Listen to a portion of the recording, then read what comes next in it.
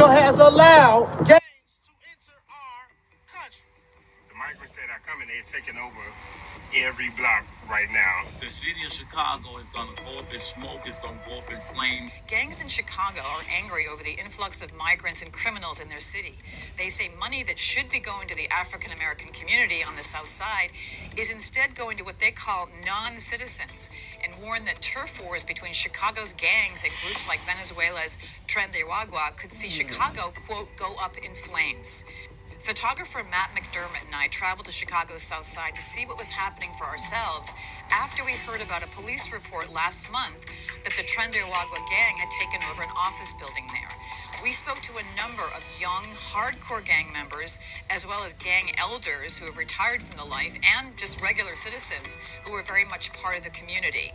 And they're all furious at the estimated $500 million that's reportedly been funneled toward new migrants in Chicago since 2022. And they aren't happy either about what they say are Venezuelan criminal gangs that are leaving the shelters and spilling out into the South Side into abandoned buildings. I spoke to Tyrone Muhammad of Ex-Cons for Trump, who runs a street patrol and violence prevention program. He's gone straight since his days as an enforcer for the Gangster Disciples. And he said the situation is very tense on the South Side as turf battles between the local gangs and Venezuelan migrants heat up.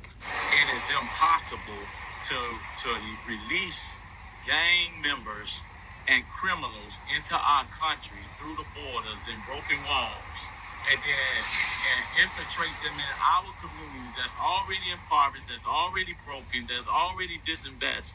And when the black gangs, the leadership in the black gangs in Chicago get fed up with the illegalities and the criminal activity of these migrants or non-citizens, the city of Chicago is going to go up in smoke, it's going to go up in flame, and it's going to be nothing that the National Guard or our government can do about it when the bloodshed hit the streets, blacks against migrants.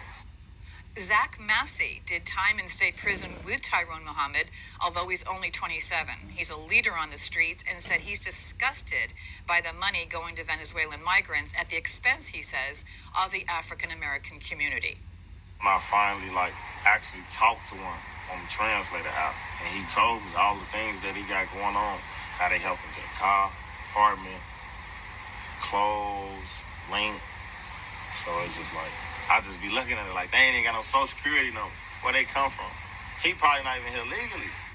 They get right here, they get quick housing, quick funding, food. They get cars with no license. They can't even read English and stuff like that. So they get all these perks when they get here, and we still here starving. So what we gonna do about it? Are y'all gonna listen to our cries? Corey Rogers was a Blackstone gang member for years. He drove us around the South Side and showed us areas where he said Tren de Aragua and other criminal gangs are setting up shop, and what he called showing the flag, which means brandishing their weapons in front of a housing project. The migrants that are coming, they're taking over every block right now in this area. Right now, you don't see them because they come out at night. They said they took this courtway over probably about last week. He said it was 100 Venezuelans standing out in the front right here. Terry, is it an abandoned building? How do they just take it over? They just, when you take over something, you just stand outside, and that's called showing the flag. What kind of guns do they have? Semi-automatics, anything you name, you're going to see it on the street. These boys got so many big guns that if they are 150 pounds, the gun is bigger than them. I swear. But they know how to handle it, right? They know what. Tell me about the fact that they're criminals, right? This is a criminal element. These aren't just a bunch of Venezuelans that walked over the border and used to be gardeners back home, right? Right. They come from the gangland. They come from rougher gangs than us. One gang member who only gave his name as David on a particularly dangerous drug-dealing corner on the South Side did not hold back when he talked about the influx of criminal gangs from other countries into Chicago. The real issue is that America has allowed gangs to enter our country. Gangs that they would consider ex-terrorist groups that are formed here. We are terrorist groups if we're in a gang. They let terrorists in our country. The Reverend Corey Brooks also said to me he's disgusted with Democratic policies and said that Black Lives Matter, for example, has never reached out to help him or anyone else trying to improve conditions on the South Side. Chicago is a blue city. Illinois is a blue state. There's no doubt about it that the majority of our neighborhood, they're going to continue to vote Democrat until they wake up. The good news is that there are a lot of people who are responding and waking up and saying, listen, we're not going to take this. We're not going to stand for this. We're going to vote differently. And they're now accepting some of the values that I hold dear and some of the values that the conservative Republican Party holds so dear. And so for a lot of people, it's not about the person, it's about the policies that we're fed up with. And as a result, I think this is going to be the largest amount of people who have voted for a Republican president in Chicago that we've seen. I also spoke to one Venezuelan man who was so scared of being identified that he put a hoodie on and refused to face the camera. He told me in Spanish that he had to flee the building where he's being housed because a Venezuelan criminal gang took it over.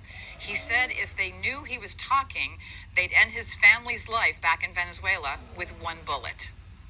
You know, what struck me the most about our week in Chicago was how intelligent and self-aware these gang members and ex-gang members are about their community. You understand when you talk to them that joining a gang and making big money selling drugs is often too tempting to resist when faced with the lack of other real opportunities to make money. And for a place known mostly in news stories for being bloody and violent at night, the area is like a village during the daytime. Everyone knows each other, and believe it or not, there's a friendly vibe. But we spoke to a lot of people, and their patience is being stretched thin. I would not be surprised to see the gangs here taking action once the Venezuelans try to get a real foothold here.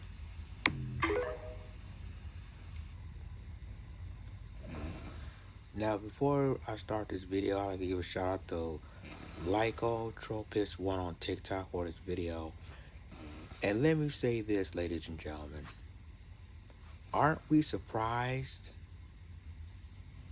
of what's going on? We already knew the Tren, which is a Venezuelan gang, who the Venezuelan immigrant has taken over the city of Chicago, especially in the south and the west side. And just like Aurora, they're already taking over some of the apartment buildings. And the gang members, you heard of themselves, they said they fed up. You got the GDs, you got the Vice Lords, you got the Blackstone gangs, all coming together because they know that there's going to be a major gang war happening between the two groups. And basically you got the police and the feds saying, well, ain't nothing you can do about it. But they knew that this is going to happen. See, ever since the incident that happened in Aurora, Colorado, when gang members took over there, and a lot of people gonna say, well, it didn't happen like that, just like in Chicago, ain't nothing happened like that. But you saw the interview, you saw the gang members and the former gang members say it did happen. And so now we have Chicago gangs versus the TDAs, which is the Venezuelan Tren gang, collide. Watch out. It's going to be more bloodshed. It's going to be more violence. Because at the end of the day, you know, black gangs will not allow anybody that can come and tear turf and take over. That's not going to happen. So you got gangs who are rivals coming together and say, no, we ain't got time for this. We got more bigger fish to fry. And the TDA are trying to take over all our turf. Not only in the south side, but also in the west side of Chicago. And so, see, stuff like this, we need to watch. Because at the end of the day, if it happens in Aurora, if it happens in Denver, if it happens in Chicago, it's going to happen in LA, New York, Atlanta. All the sanctuary cities are going to happen similar to this. So now the Chicago gangs already said, no, y'all ain't coming to our neighborhoods and try to take over. No way. So you got all the rival gangs, which is the GDs, the Vice Lords, and the Blackstone gangs, coming together as one and say, "Nah, you're not. These guys, that's our turf. That's our neighborhood. You ain't coming over here." So you see, this is why I said that you need to be very vigilant of what's going on, because at the end of the day, this is gonna be a war. It will be a big major gang war because the gangs in Chicago are tired of all the Venezuelan gangs trying to take over their turf. And now, for the first time, they're gonna do something about it. Let me know what you think in the comments.